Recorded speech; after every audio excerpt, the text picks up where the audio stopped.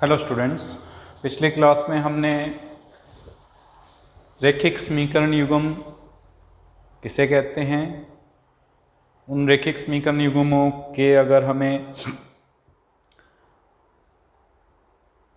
ग्राफीय रूप में निरूपण करना हो तो ग्राफ पर कैसे निरूपित करते हैं, तथा अगर कोई भी डेली लाइफ की प्रॉब्लम दे रखी हो, समस्या दे रखी हो, तो उसको किस प्रकार से रैखिक समीकरण के रूप में बदलकर और उसको ग्राफ के ऊपर निरूपित करते हैं, उसके बारे में किया था। आज हम इन रैखिक समीकरण युग्म की तुलनात्मक अध्ययन करेंगे। माना दो रैखिक समीकरणें हैं हमारे पास, युग्म है, इसका मतलब दो होंगी, a1x b1y प्लस c1 बराबर 0, a2x plus b2y plus c2 बराबर 0। ये दोनों व्यापक समीकरणें कहलाती हैं, जनरल इक्वेशंस कहलाती हैं। इन व्यापक समीकरण के गुणांकों की, यानी x के गुणांक, y के गुणांक और अचर पद के तुलनात्मक अध्ययन करके हम ये ज्ञात कर सकते हैं कि अगर ग्राफ बनाएं तो इसका ग्राफ किस प्रकार का बनेगा, दोनों रेखाएं किस प्रकार से आएंगी, इनके हल किस प्रकार से निकलेंगे, क्योंकि हमारा मेन टॉपिक तो यही है कि रैखिक समीकरणों के हल ज्ञात करना। इन रैखिक समीकरण युग्म के हल ज्ञात करने के लिए किस प्रकार से हल ज्ञात कर सकते हैं और किस प्रकार से आगे सॉल्यूशन निकाल सकते हैं, इसी पर हमारा बेस्ट ये टॉपिक रहेगा।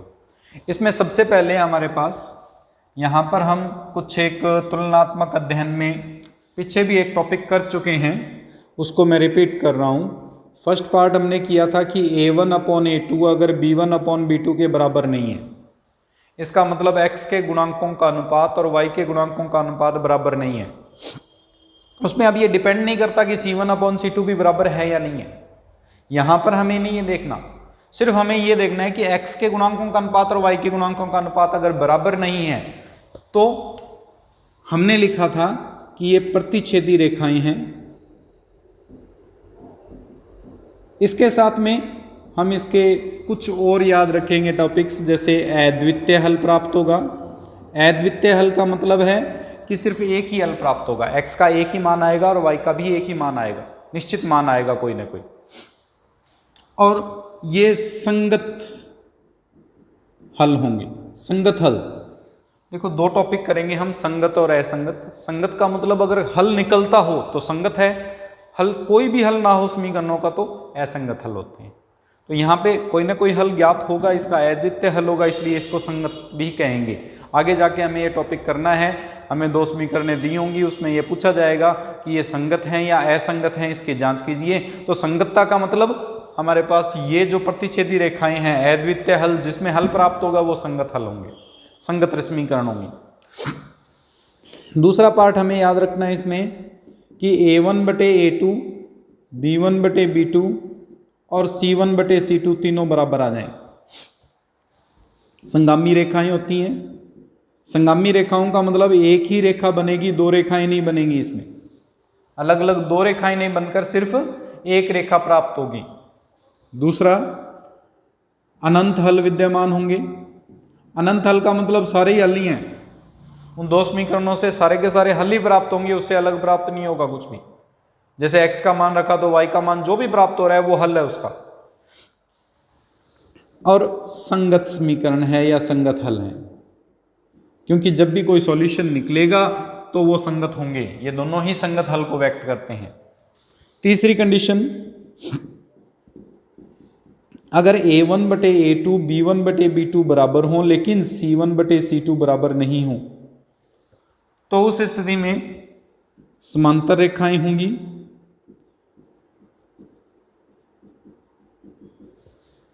इसमें कोई हल नहीं है और असंगत हल को व्यक्त करेंगे। मैं ग्राफ बनाऊं, प्रतिच्छेदी रेखाएं, ये प्रतिच्छेदी रेखाएं होंगी। संगामी रेखाएं एक ही रेखा बनेगी। समांतर रेखाएं ये दो रेखाएं लेकिन एक दूसरे के समांतर होंगी। इस प्रकार से ग्राफ बनेगा। अद्वितीय हल का मतलब सिर्फ एक ही x का मान प्राप्त होगा और एक ही y का मान प्राप्त होगा, कोई भी निश्चित मान प्राप्त होगा।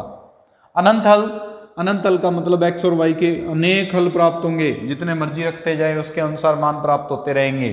कोई हल नहीं, ना तो x का मान आएगा ना y का मान आएगा, हम दोनों को ही हम हल नहीं कर पाएंगे। संगतता और असंगतता के ऊपर हमारे पास ये बेस टॉपिक है। बाकी हमें जो 3.2 एक्सरसाइज है उसमें ग्राफ बनाने हैं, समीकरणों में बदलना है, उनके हल इस प्रकार से पहचानना है और ग्राफीय विधि द्वारा हल करना है। मोस्ट इंपॉर्टेंट हमारा ग्राफीय विधि रहेगी, हम किस प्रकार से ग्राफीय विधि द्वारा समीकरणों को हल प्राप्त करेंगे। क्वेश्चन नंबर 1 लेके चल रहे हैं। हमें दिया हुआ है कि निम्न को गणितीय रूप और ग्राफीय विधि से हल ज्ञात कीजिए। कक्षा 10 के 10 विद्यार्थियों ने एक गणित की पहली प्रतियोगिता में भाग लिया। यदि लड़कियों की संख्या लड़कों की संख्या से 4 अधिक हो तो प्रतियोगिता में भाग लिए लड़कों व लड़कियों की संख्या ज्ञात कीजिए। हमें ये ग्राफीय विधि द्वारा भी हल करना है। तो जैसा कि कल ग्राफीय विधि किया था हमने, उसी के अनुसार हम हल करते हैं इसको। जो भी हमें ज्ञात करना है उन दोनों को, एक को x और दूसरे को y मान के चलेंगे। माना लड़कों की संख्या बराबर x और लड़कियों की संख्या बराबर y। अब उसने क्या दिया है कि लड़कियों की संख्या लड़कों की संख्या से 4 अधिक है। तो प्रश्नानुसार लड़कियों की संख्या यानी y, लड़कों की संख्या यानी x से 4 अधिक है यानी x + 4 के बराबर है। इसको हल कर लेते हैं। रैखिक समीकरण बन गई हमारी। ये समीकरण नंबर 1 है। कुल जो भाग लिए थे विद्यार्थी वो कितने हैं? 10। इसका मतलब हो गया कि x और y दोनों का जोड़ हमें दे रखा है 10, जो समीकरण 2 को परिभाषित करता है। अब हमें इन दोनों का ग्राफ बनाना है। पहले तो हमने गणितीय रूप में व्यक्त करना था, वो कर दिया। अब इन दोनों का ग्राफ बनाना है। ग्राफ बनाने के लिए सबसे आसान तरीका मैंने बताया था। सबसे पहले जैसे पहली समीकरण है, समीकरण 1 को हल करते हैं। ये x प्लस का इधर ले आते हैं, y - x बराबर 4 हो जाएगा। मैंने बताया था कि सबसे पहले y का मान 0, जिसका मान 0 रख रहे हो उस चर को ढक लीजिए। अब ढकने के बाद में हमें क्या दिखाई दे रहा है? -x बराबर 4। तो यहां पे लिखेंगे -x बराबर 4। हल करेंगे, माइनस हटाना पड़ेगा हमें, -x है तो x बराबर कितना हो जाएगा? -4 हो जाएगा। फिर x का मान 0, x का मान 0 लेंगे तो x को ढक लीजिए। x को ढक लिया, क्या दिख रहा है? y बराबर 4। तो हमारे पास ये हल हो जाएगा y बराबर 4। सारणी बन गई, x और y में सारणी। x का मान हमने -4 निकाला, y का मान 0, y का मान हमने 4 निकाला, x का मान 0। ये हमारी पहली सारणी जिससे ग्राफ पर प्लॉट करेंगे। दूसरी सारणी के लिए समीकरण 2 लेके चलते हैं।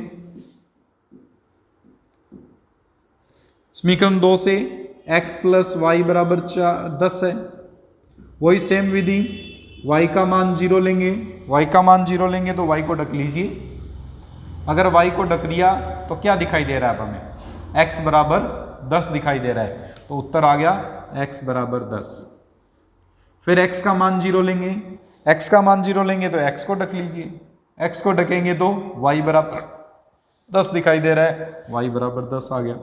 सारणी बन गई x y। सबसे आसान विधि यही रहेगी, 2 सॉल्यूशन निकाल लें। बाकी आपके ऊपर डिपेंड करता है। पीछे सॉल्यूशन हमने 9वीं क्लास में किए हुए हैं। किस प्रकार से रैखिक समीकरणों के हल ज्ञात करते हैं, उस विधि से भी आप हल कर सकते हो। अब इन 2 सारणियों को हम ग्राफ पर प्लॉट करेंगे। हम x और y बनाते हुए इनको व्यक्त करेंगे। इसमें हम सबसे पहले इसको प्लॉट करते हैं। x का मान -4, y का मान 0। x का मान -4 ये रहा, y का मान 0 इसी लाइन पर होगा हमेशा। ये हो जाएगा -4, 0। फिर x का मान 0, y का मान 4। x का मान 0 इस मूल बिंदु पर ही होता है और y का मान 4 है तो y का मान 4 इस y अक्ष पर आएगा। ये दोनों रेखाओं को मिला दीजिए। दोनों बिंदुओं को मिला देंगे, इस प्रकार से एक रेखा बन जाएगी। फिर x का मान 0, y का मान 10। x का मान 0, y का मान 10, y का मान 10, ये रहा y का मान 10। फिर y का मान 0 तो x का मान 10, y का मान 0, x का मान 10। ये हमारे पास रेखा बन जाएगी।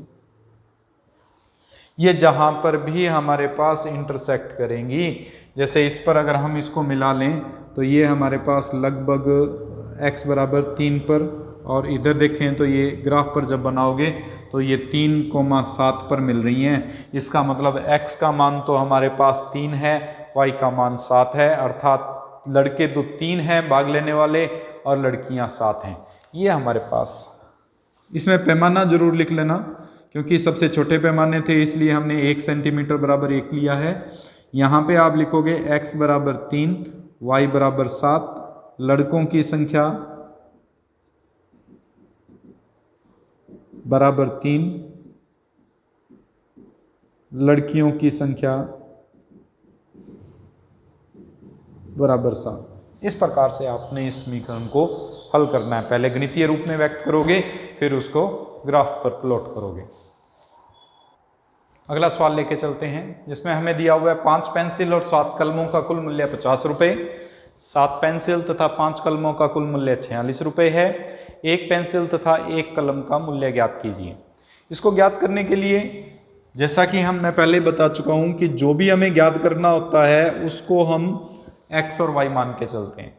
हमें 1 पेंसिल का मूल्य निकालना है तो माना 1 पेंसिल का मूल्य x रुपये और 1 कलम का मूल्य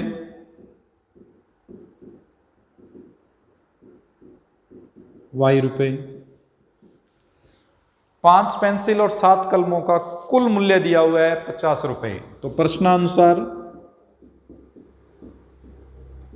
देखो, 1 कलम का मूल्य हमने लिया x, तो 5 पेंसिल का, 1 पेंसिल का मूल्य x रुपये है तो 5 पेंसिल का मूल्य 5x हो जाएगा।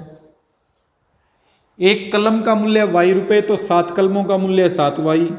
इन दोनों का कुल मूल्य यानी 5x और 7y का जोड़ जो है वो हमें दिया हुआ है 50 के बराबर।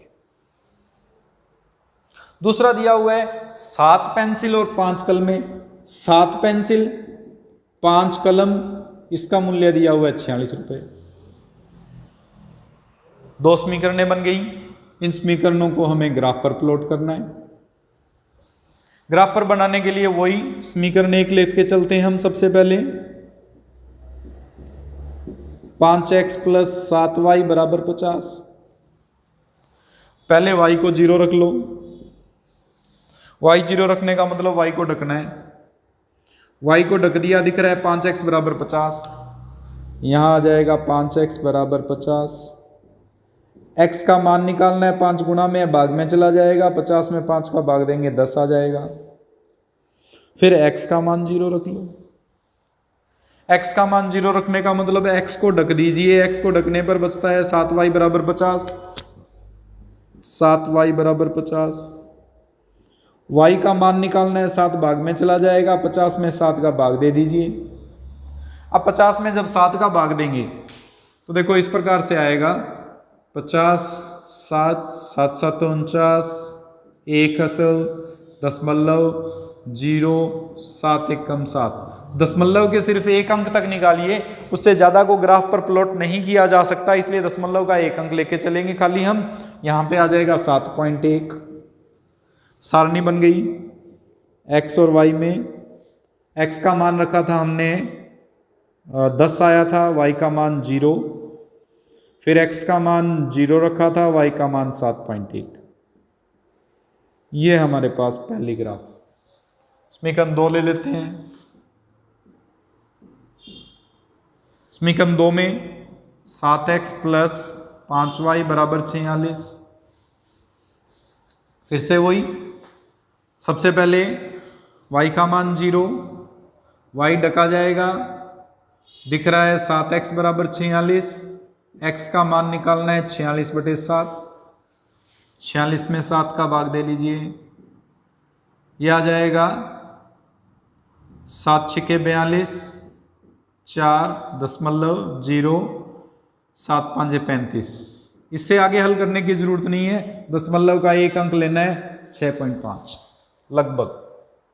फिर x का मान 0 ले लो, x ढका जाएगा, 5y बराबर 46, y बराबर 46/5, 46 में 5 का भाग दे लीजिए, 5 × 45, 1.0, 5 दूनी 10, तो ये आ जाएगा 9.2। x और y में समीकरण, x का मान, y का मान 0 रखा था, x का मान 6.5 आया था, x का मान 0 रखा था, y का मान 9.2 आया था। ये दो सारणी बन गई। इन सारणी की सहायता से अब ग्राफ बनाएंगे। ग्राफ बनाने के लिए वही हमारे पास दो रेखाएं x और y, जिन पर हम x पर मान और y पर मान रखते हुए उनको प्लॉट करेंगे। पैमाना मान के चलेंगे, 1 सेंटीमीटर बराबर 1। बिंदु लगाते हैं। सबसे पहले x का मान 10, y का मान 0, यहाँ पे आ जाएगा x का मान 10, y का मान 0। फिर x का मान 0, y का मान 7.1, x का मान 0, y का मान 7.1 का मतलब 7 के बाद में 0.1 लाइन जो है ये बन जाएगा 0,7.1 और ये बन जाएगा 10,0। इन दोनों को मिला देंगे, ये हमारे पास स्ट्रेट लाइन बन जाएगी। एक रफ डायग्राम बना रहा हूँ, आप जब ग्राफ पेपर पर बनाएंगे एग्जैक्ट बनेगा, उसको आप जरूर बना के देखेंगे। x का मान 6.5, y का मान 0। 6.5 का मतलब 6 के बाद में 0.5 लाइनें छोटी छोटी, ये पॉइंट जो आएगा वो 6.5,0 को व्यक्त करेगा। और 0 9.2, 9 के बाद में 0.2, दो छोटी छोटी लाइनें 0,9.2 को व्यक्त करेंगी। इसको आप मिला देंगे, ये हमारे पास ग्राफ बनेगा। जहाँ पर इंटरसेक्टिंग लाइंस आएंगी वहाँ से हमें कंफर्म होगा कि ये किस प्रकार से मूल्य हैं इनके, वो आप ग्राफ पर जब बनाओगे तो एग्जैक्ट आपके पास बनेगी, उसके अकॉर्डिंग आप पहचान सकते हैं। इस प्रकार से आपने 3.2 का ये पहला सवाल कंप्लीट करना है। बाकी के पार्ट जो है वो मैं कल करवा देता हूँ। Today's thank you.